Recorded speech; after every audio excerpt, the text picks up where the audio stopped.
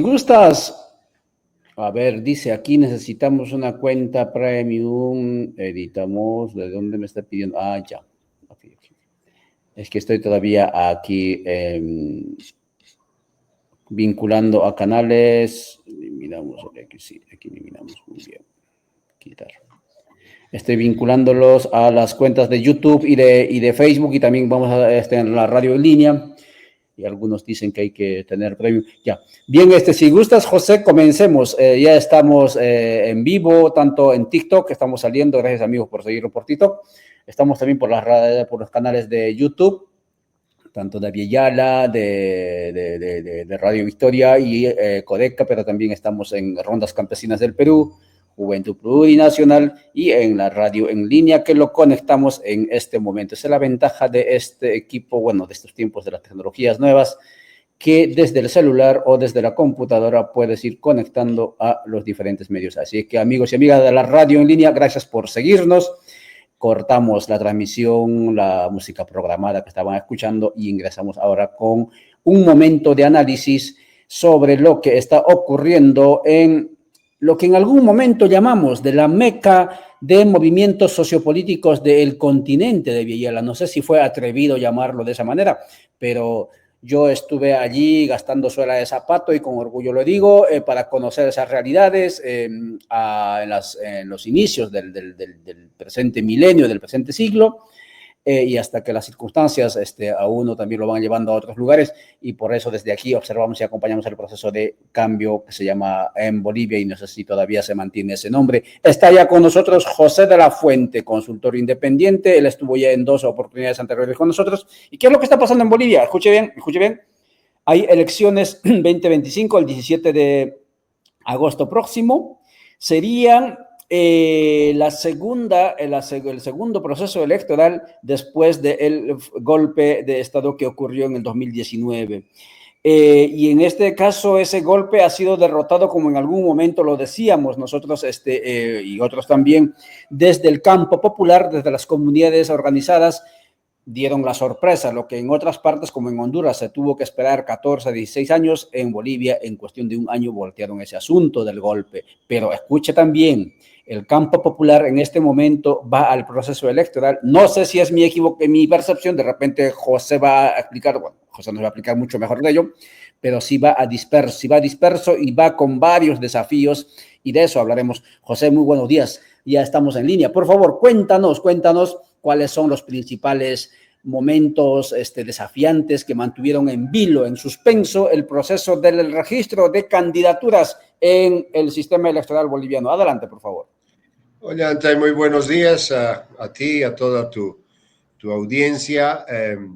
Bueno, Bolivia, como bien lo decías, es un poco la meca de lo social en América Latina, ¿no? Es sin lugar a dudas el país que tiene unas reservas culturales y sociales comunitarias más fuerte, y prueba clara que los últimos 20 años han dominado el espectro político y social, ¿no?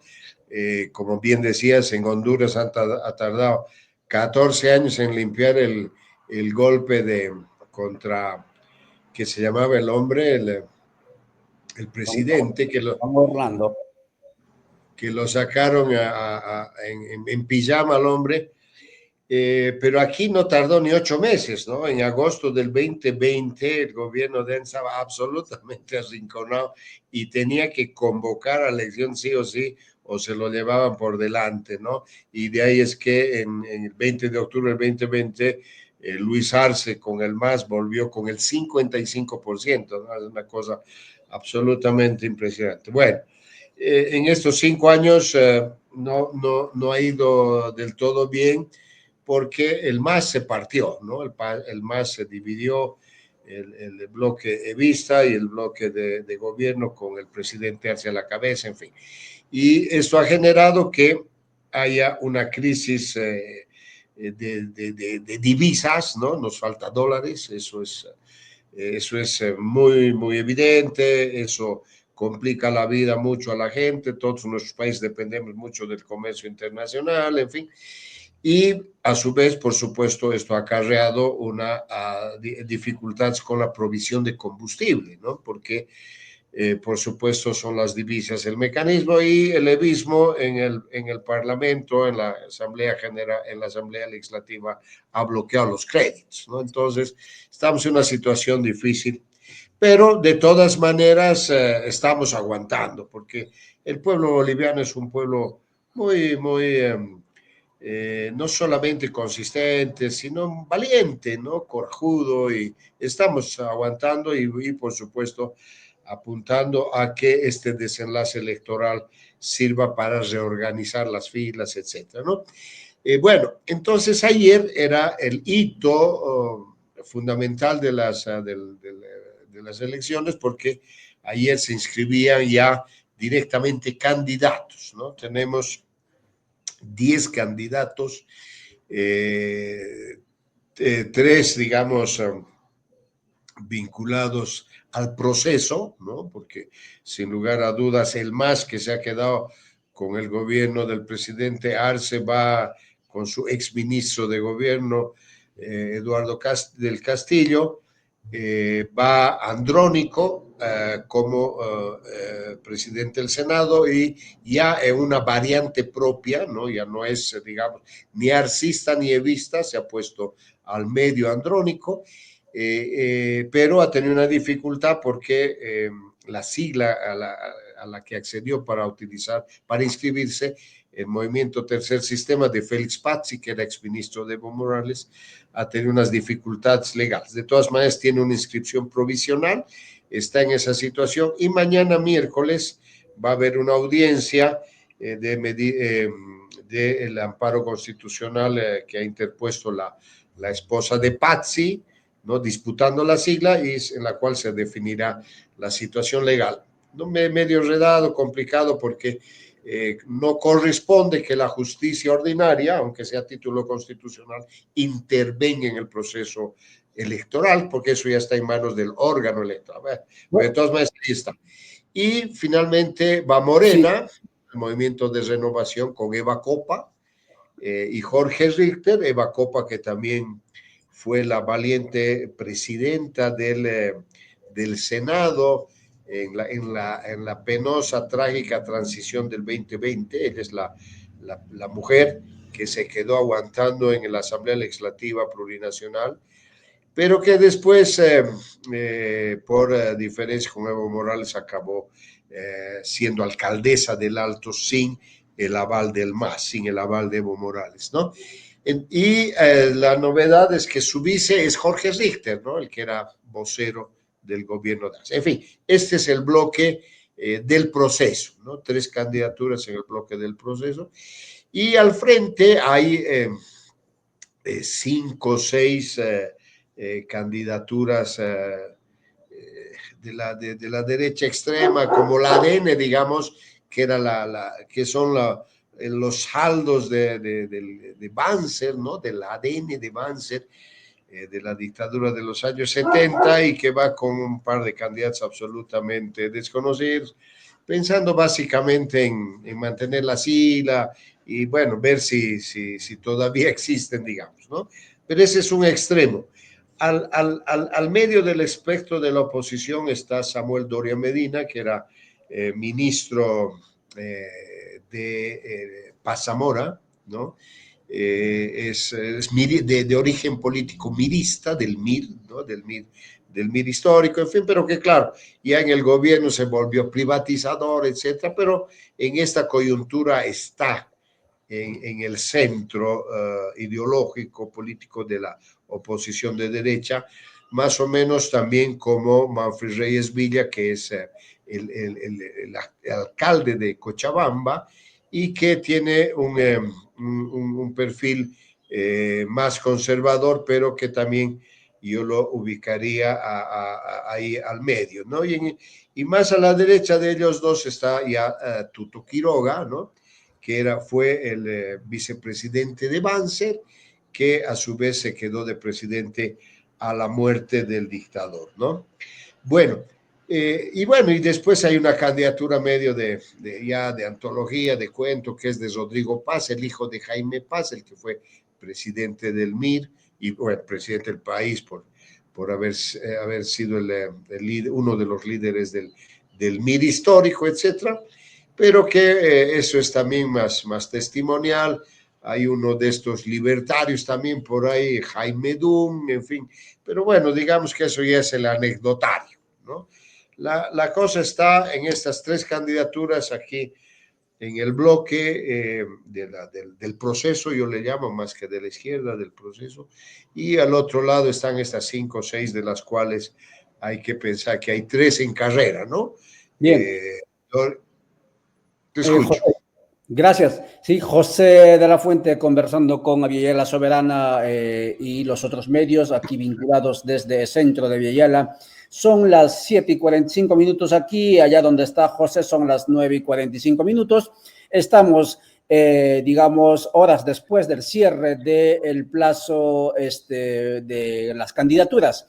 Había bastante expectativa, bastante zozobra, porque claro, hasta el último momento desde las calles y para afuera salía bastante ello, que Evo Morales peleaba también la posibilidad de registrarse como candidato, aunque su organización política, indicaron las autoridades electorales, no estaba registrado, por un lado, y por otro lado también había una sentencia del Tribunal Constitucional que lo impedía. Pero por un lado, y por otro lado, la otra novedad era que el señor Andrónico Rodríguez, que es al que el señor, el actual presidente Arce le pidió que aglutinase al campo popular de la izquierda, fuese como candidato, y obviamente ya tenía organizado la participación política, pero a última hora la organización política por el que va, que ha sido fundado por una indianista, pues no sé si es el término, de Félix Pazzi, ha sido observado esa organización política por la disputa interna, y entonces, como acaba de decirlo, tiene que resolverlo, y entonces hay uno de los 10 candidatos, está en suspenso todavía, como es el señor Andrónico Rodríguez,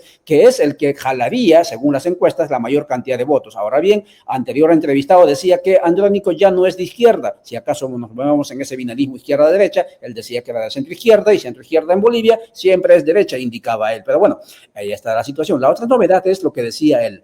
Otto Richter, uno de los locutores, digamos, políticos, ¿no? Jorge, Jorge. Jorge, perdón. Otto es un abogado, pero que era de la Falange. De la Falange, contrario, perdón, ¿sí? Jorge Rich, ¿no? Richter, que fue vocero también, digamos, el que puso también bastante narrativa durante el golpe de Estado, ¿no? Recuerdan ustedes a él, ¿no? Se convirtió, digamos, en un referente en esa época. Ahora va con Eva Copa, con una organización política morena, y los que nos siguen por el centro lo relacionan con Morena de México, nada que ver, es otra organización política que está allí, ¿no? Y entonces eso es lo que está ocurriendo en Bolivia. Ahora la pregunta, estimado José, es ¿cómo queda el campo popular? ¿Cómo se siente, digamos, ese campo popular que estuvo aglutinado políticamente en el movimiento al socialismo, que mantuvo por 20 años, digamos, se mantuvo en el poder con cerca de 2 millones o no sé cuántos afiliados tenía él más, y ahora se va con un representante, como es el señor Eduardo del Castillo, ¿no? Un cruceño muy cuestionado, de una tez, digamos, blanca, ¿no? O por lo menos no es aborigen, ¿no? Por sus facciones. ¿Cómo se siente por ese lado? ¿Por dónde va a ir ese voto, digamos, si acaso Andrónico no es finalmente admitido como candidato? Bueno, esto es parte de la crisis, ¿no?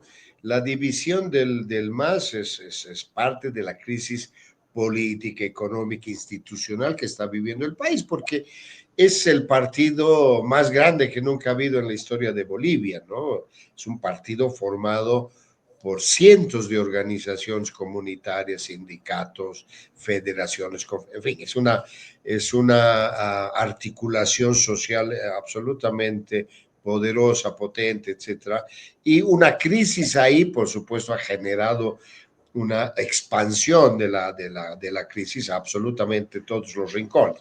Entonces, eso es lo que estamos viviendo en este momento, ¿no? En el bloque del proceso hay una crisis política muy profunda y por eso esas tres candidaturas. Pero al mismo tiempo, yo creo que hay que tomar en cuenta que Evo Morales sigue siendo un importantísimo actor político, ¿no?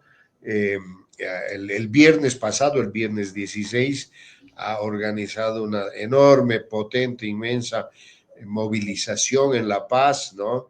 De miles, cientos de miles de campesinos, gente del Alto, en fin, una muchedumbre que ha ido a defender su postulación. El problema de Evo es que no ha podido conciliar la gestión política con esta crisis y ha quedado al margen de la manera más tonta, porque si Evo hubiese hace 6 meses, 8 meses, cuando ya esta crisis política se veía, tramitaba su personería y listo, y se presentaba con personería propia.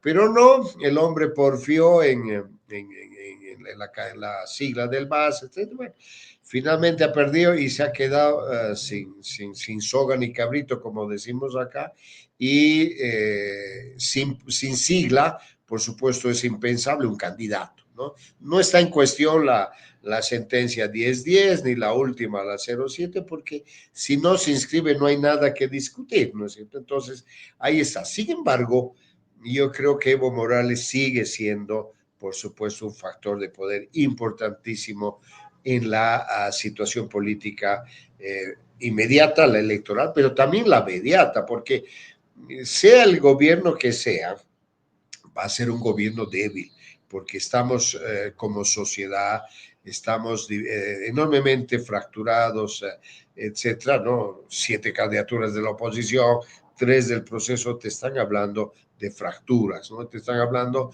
de un ganador con 35, 40% raspando. Y entonces también hay el tema inmediato, ¿cómo se va a gobernar?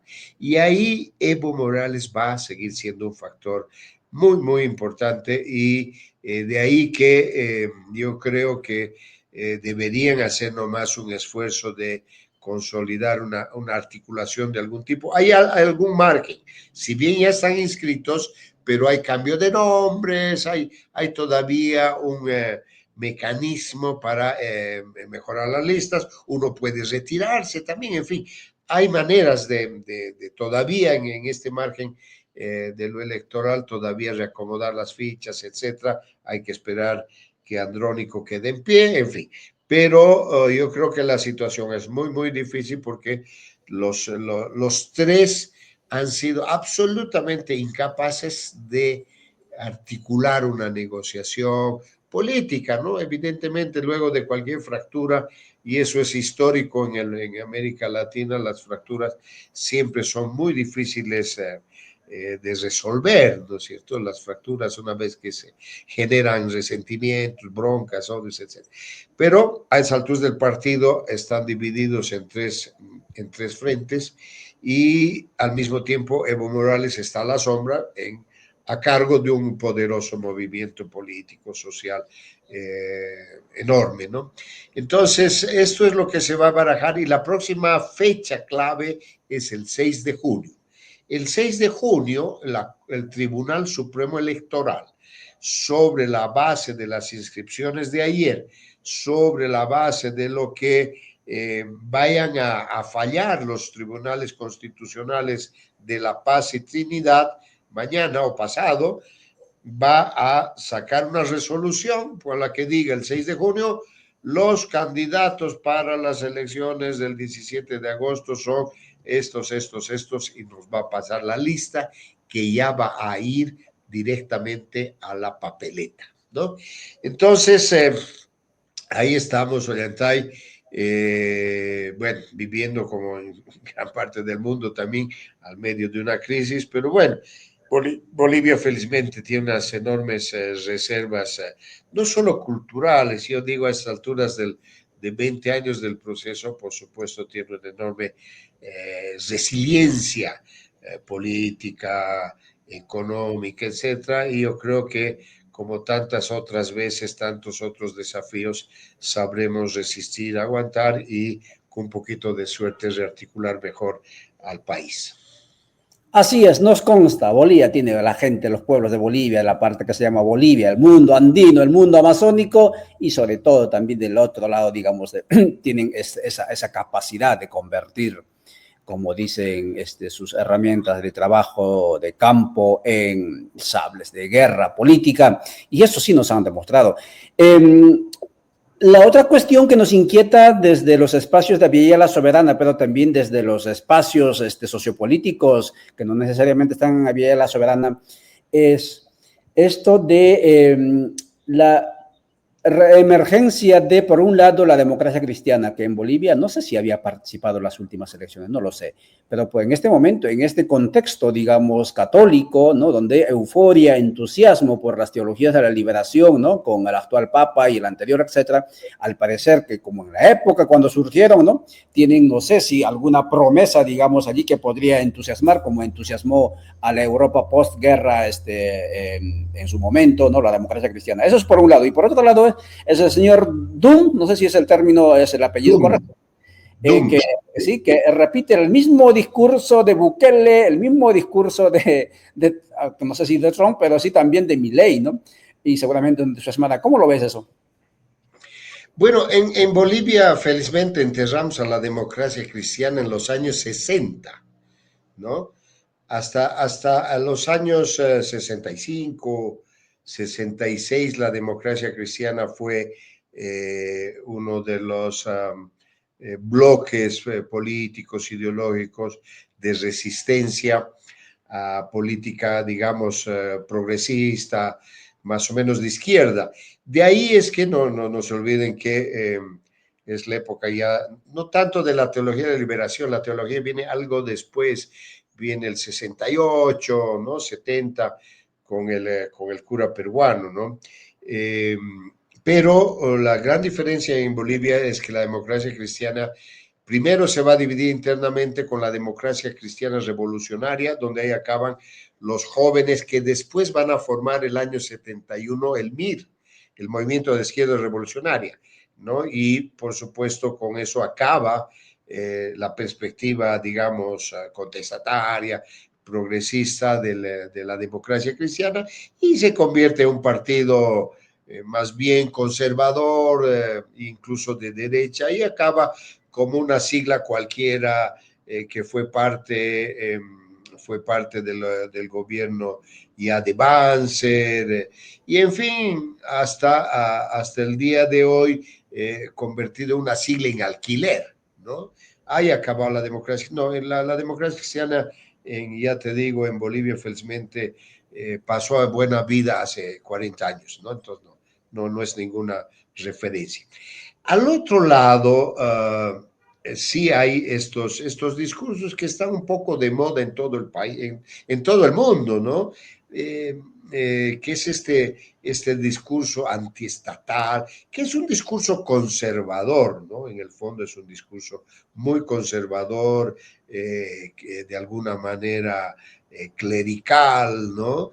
De los sectores más retrógradas, están vinculados al Opus Dei, al sionismo, en fin, ¿no? Es una especie de multinacional conservadora en pie, y de ahí salen estos discursos, pero que yo diría hay que separar, por ejemplo, a Bukele de Milei, ¿no? Cuando Milei y el chico Noboa fueron a la posesión de Bukele, Bukele los riñó ahí en público, porque además estaba ahí delante, porque les dijo, ustedes no entienden lo que es el Estado, el aparato público, en fin, ¿no? Porque claro, entre ellos hay esa diferencia radical, ¿no? Milei es yo siempre le digo el frutillita, ¿no?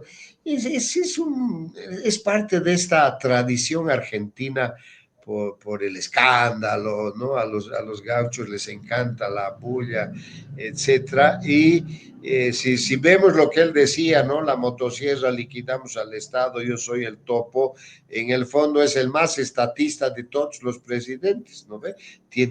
Tiene controlado el dólar, tiene controlada la tasa de cambio, tiene controlado el cambio del dólar, el del interés, o sea, para lo único que quiere al Estado en realidad es para vender los recursos naturales, ¿no? Para eso quiere, para privatizar.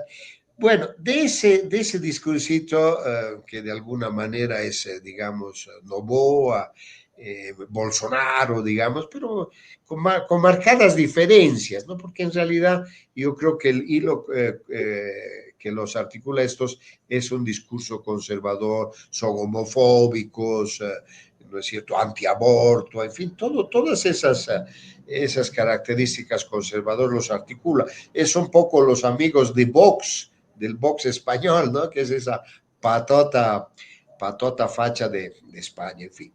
Y de eso nos ha quedado este colgandijo que es Doom, ¿no? Que es, que es un tipo de muy buenos modales, bueno, tranquilo, pero él dice cosas tan ridículas como en vez de gastar en educación o en salud, le vamos a dar este dinero a cada uno para que cada uno resuelva sus temas de manera individual. Bueno, eso es un disparate de punta a punta, ¿no es cierto? Porque si algo ha hecho bien el Estado boliviano es fortalecer la infraestructura educativa, la infraestructura de salud.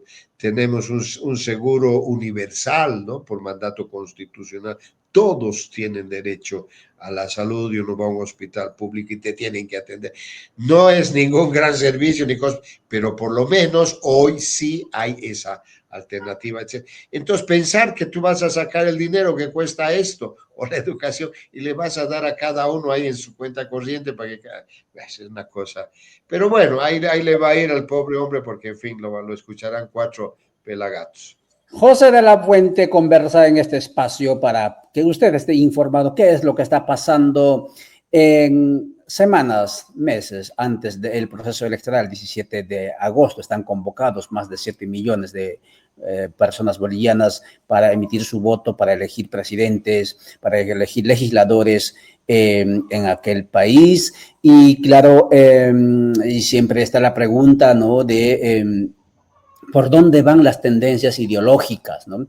Y aquí, aunque sabemos, aunque acabas de indicar, ¿no?, los conservadores o los neo, digamos, tecnolatifundistas, ¿no?, estos que están surgiendo con fuerza en el mundo, ya sabemos por dónde van, pero en el campo, digamos, desde el campo popular, tanto la señora Eva Copa como el señor del Castillo, pero también el que encabeza el listado del tercer sistema, como es el señor Andrónico Rodríguez, ¿coinciden en sus planteamientos programáticos o cómo lo ve usted? Bueno, y sí, por supuesto, los tres son el proceso, los tres, yo no los diferente. Yo creo que el matiz, porque la verdad que hay matices acá, uno es de que, por supuesto, el candidato oficialista, digamos, Eduardo Castillo, va a hacer hincapié en dar la cara por el gobierno de Luis Arce, bueno, porque evidentemente ha salido de ahí, digamos, ¿no? Sin embargo, por supuesto, yo creo que va a tender a matizar un poco la gestión de Luis Arce, porque hay cosas que como en cualquier proceso deben corregirse. O sea, quien no sabe corregir la política, quien no sabe hacer ajustes en un enfoque político, por supuesto, no tiene vida, ¿no? Entonces, del Castillo va a ser eso. Pero claro, las mayores novedades van a venir por el lado de Morena. Morena viene de una experiencia municipalista. Eva Copa, sin lugar a dudas, es una importante líder, mujer joven, aymara, de gran predicamento en el Alto y es hija del proceso también Eva Copa, ¿no? Otra cosa es que, claro, se peleó con Evo Morales y decidió hacer su vida política. Y Jorge Richter le va a dar un condimento más analítico, reflexivo, le va a darle consistencia a la candidatura de Eva Copa. Yo me imagino que ese es el sentido de haberlo puesto de vice a Jorge, ¿no? Sin embargo, matices más, matices bien, son el proceso, los tres, más aquí, más allá, y los tres, ahorita acabo de explicar de Andrónico, de todas maneras se van a mover en el espectro del proceso, con los ajustes que hay que hacer, indudablemente. Y en el caso particular de Andrónico hay dos diferencias, yo creo. Primero, que es la candidatura más joven, ¿no? Entre los dos no llegan a 80 años, ¿no?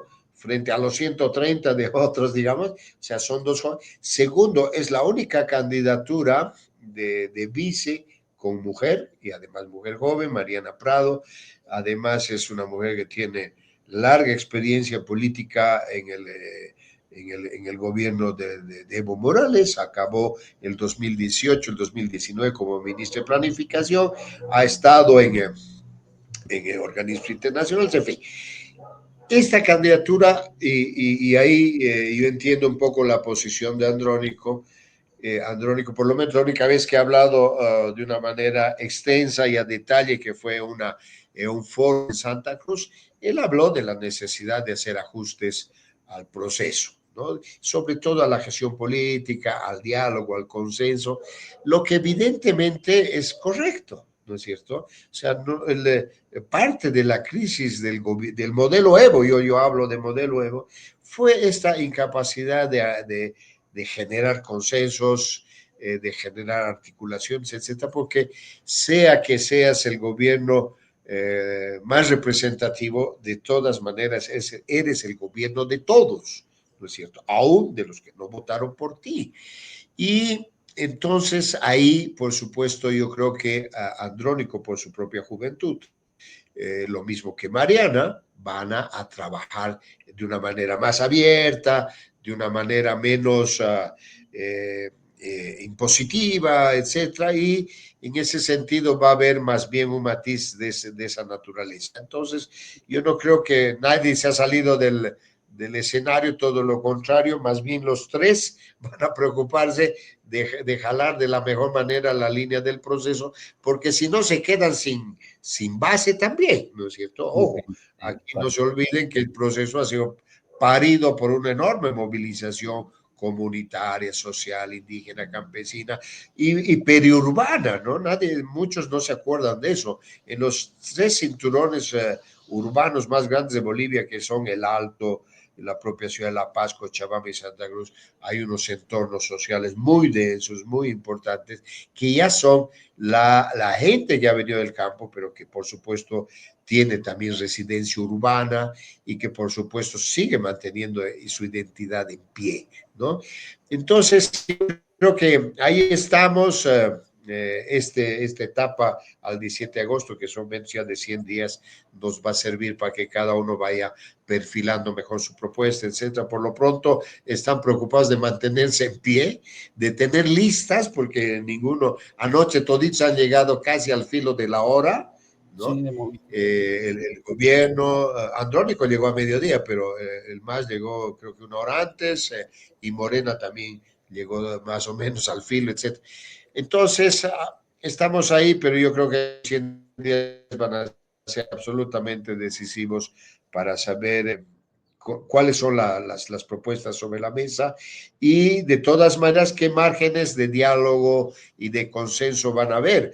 Yo quiero relevar, por ejemplo, al candidato a vicepresidente de Samuel Doria Medina, que es un hombre con mucha experiencia técnica, es un tecnócrata, ¿no? Pero de enorme experiencia, ha estado los últimos 25 años en organismos internacionales, y antes de ayer se ha mandado una frase absolutamente original. Y él ha dicho, en la izquierda no saben generar riqueza y en la derecha no quieren compartir. Por eso es tan importante el Estado. Entonces, vamos a estar con un espectro más centrista, evidentemente, pero porque, claro, la realidad va a exigir, ¿no es cierto?, que para salir de esta crisis haya una manera más general, más colectiva, más de conjunto, poniéndole el hombro y el pecho para salir adelante. Bien, José de la Fuente, gracias. Antes de irte, no te voy a dejar con que te vayas sin responder la siguiente inquietud, porque claro, nuestros seguidores en su gran mayoría son gente que nacieron después del 2000 o en los 2000, y en ese sentido les inquieta esta revuelta, digamos, generacional dentro de lo que sería el proceso de cambio, que es así como lo estás denominando, los tres grupos políticos que surgen a raíz justamente del tire y afloje entre Evo Morales y no sé si el gobierno o el MAS en sí, ¿no? Un señor ya adulto mayor, ¿no? Que se resiste a dejar el relevo generacional en el MAS, ¿no? Y como resistencia o como acto de resistencia, yo lo leo así, tienes a 3 candidatos que no llegan a 40. Uno tiene 37, la señora Coba. Yo creo que el más joven creo que es Andrónico. Castillo tiene 34. Él nació en el 88, si mal no recuerdo, por lo menos según datos. Bueno, la cuestión es que los 3 están 35. base 30, ¿sí? Frente a, digamos, dinosaurios de los dos lados. Carlos Mesa estaba peleando por el puesto, Tuto Quiroga, Manfred Reyes Villa, Evo Morales, ¿no? ¿Cuál es tu lectura? ¿Eso sí, en sí es una revuelta generacional en el MAS? Bueno, en todo el mundo los jóvenes están armando escándalo porque hay un problema de representatividad de la democracia, ¿no? Si ustedes ven el caso de Biden en Estados Unidos, es escandaloso, ¿no? Un abuelito que apenas andaba y se perdía en un jardín de 4x4, porque claro, y era un hombre senil, ¿no? Trump es igual, es un anciano en cierto sentido. Entonces, pero en América Latina tenemos pues el bono de la juventud, somos sociedades básicamente jóvenes, ¿no? Y, por ejemplo, el triunfo de Milei no se explica sin el voto de los jóvenes. Los jóvenes lo pusieron a Milei, ¿no? Y en el caso de Bolivia, 40% del voto que va a haber, con los 7 millones de bolivianos que vamos a votar el 17 de agosto, 40% son jóvenes. Son jóvenes que ya han nacido a partir del 2000, ¿no es cierto? Y que por lo tanto la única experiencia democrática que tienen ha sido el gobierno del MAS y esta crisis, digamos. Y ellos van a votar joven, pues, ¿no es cierto? Van a votar joven y eso va a pesar, ¿no? Yo creo que el esfuerzo que han hecho, por ejemplo, Tuto Quiroga, por poner un joven de 38 años, un startup, ¿no? Un desarrollador de aplicaciones, por ejemplo, ese intento de ir, pero claro, pones por delante un caballero ya de 65 años y se diluye pues esa imagen, ¿no? En cambio, ¿no? La dupla de Andrónico es Mariana, que apenas tiene algo más de 40, y Andrónico que tiene 37, digamos, ¿no? Castillo tiene 34, 35, Eva Copa que debe tener 35 también. Entonces, claro, ellos van a jalar de una manera muy fuerte por el tema etario, por lo mismo que su identidad, ¿no? En términos culturales. Entonces, esto va a ser algo absolutamente determinante porque, por supuesto, todos los jóvenes y en el mundo entero, dado ya esta emergencia de los medios de comunicación, de estas redes sociales, naturalmente se manejan en otro esquema, ¿no? Tienen otro tipo de acceso a la información, ¿no? Y naturalmente, joven vota joven, eso está absolutamente comprobado en el mundo entero y en el caso boliviano no va a ser diferente la situación y por el contrario se han puesto candidaturas especialmente jóvenes y prometedoras.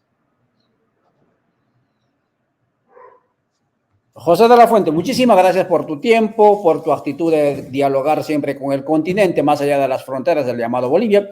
Y amigas y amigos, gracias también por vuestro tiempo. Nosotros volvemos a nuestra programación habitual y en la tarde abordaremos el caso de la rebelión en el Ande a raíz justamente de los 244 años de la revolución de Micaela Bastidas Tupac Amaru y Tomás Atucho Condemaita. Micaela Bastidas no dije Tupac Amaru, que también hay que ir revisando eso, que solamente Tupac Amaru, cuando han sido las mujeres que vamos a hablar hoy, que han levantado esa revuelta. Exactamente. Gracias, José. Muchas gracias. Igual, un gusto, Ollantay. Hasta cualquier momento. Abrazo. Chao, chao.